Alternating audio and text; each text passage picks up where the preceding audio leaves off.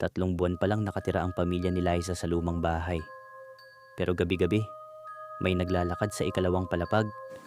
Mabibigat na yapak, paulit-ulit na parang may sinusundan na ruta. Walang nakatira sa taas. Laging sarado ang pinto paakyat. Isang hating gabi, nagising si Lisa dahil mas malakas ang yapak kaysa dati.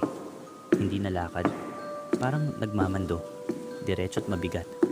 Kinabahan siya pero nilakasan ang loob.